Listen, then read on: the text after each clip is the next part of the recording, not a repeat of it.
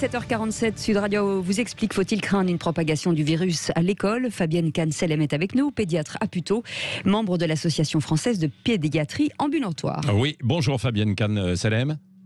Bonjour. Est-ce qu'il y a beaucoup de risques de contamination dans les écoles primaires avec le variant Delta? Non, il n'y a pas beaucoup plus de risques. Bon, on sait que le variant Delta est un variant un petit peu plus contaminant. Cependant, des protocoles ont été établis, beaucoup de différents niveaux, pour faire face éventuellement à des cas et s'adapter. Oui. Beaucoup d'écoles vont être équipées de capteurs, de purificateurs. La météo est encore très douce et permet beaucoup d'activités à l'extérieur.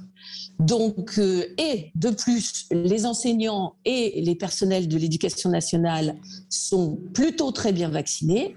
Donc, tous les éléments sont réunis pour que les choses se passent bien en cette rentrée 2021. Ouais. On rappelle que la France a été le pays qui a le moins fermé les écoles et nous allons continuer à l'être. On adore être les premiers. Oui. Bon, vous dites un petit peu plus contaminant, c'est bien, mais il y a 3 mois, on nous disait en fait l'inverse. On disait qu'il était extrêmement contaminant, en fait, ce virus, en fait, Delta. Et la question qui se pose, Fabienne Kahn-Sellem, c'est, on disait que les enfants étaient un peu exclus de cela il y a quelques mois, qu'ils étaient moins touchés par le virus.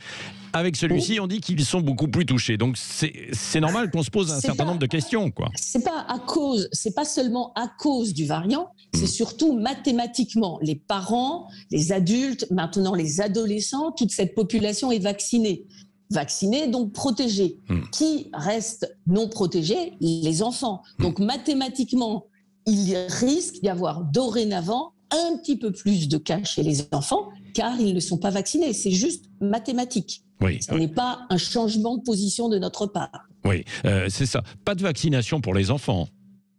Pour l'instant. Oui, pour l'instant. Et vous, en tant que pédiatre, compte tenu aussi compte tenu des connaissances, est-ce que vous pensez qu'il faudra aller jusqu'à la vaccination des moins de 12 ans?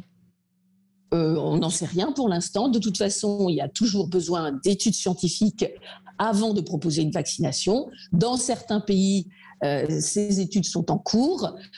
Pour l'instant, on ne peut absolument pas se prononcer et ce n'est pas à l'ordre du jour. Laissons les enfants profiter d'une belle rentrée des classes. Oui, c'est ça. Avec évidemment toujours les gestes barrières, j'imagine, c'est ce que vous dites aux parents, quoi. Et là, il y a efficacité, quoi. Ah oui, bien sûr, ça a été prouvé depuis longtemps.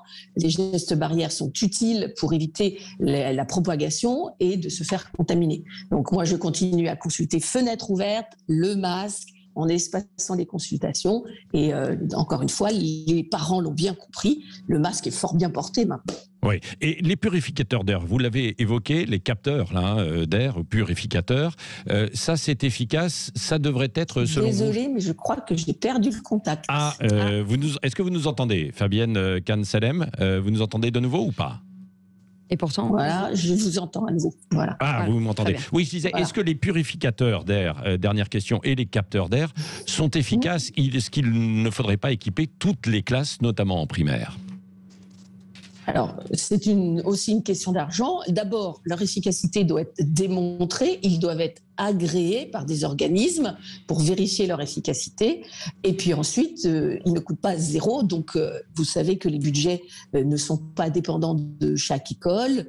Ça, c'est à voir avec les intéressés. Ce sont les municipalités, bien souvent, quoi. Les municipalités, Bien elles sûr. engagent bien des chantiers, en fait, et il y en a partout dans tous les secteurs, on le voit, etc. Donc, pour la voirie, donc à un moment donné, il faut savoir où on met la priorité aussi, Fabienne Kahn-Sellem, non? Oui, mais il faut.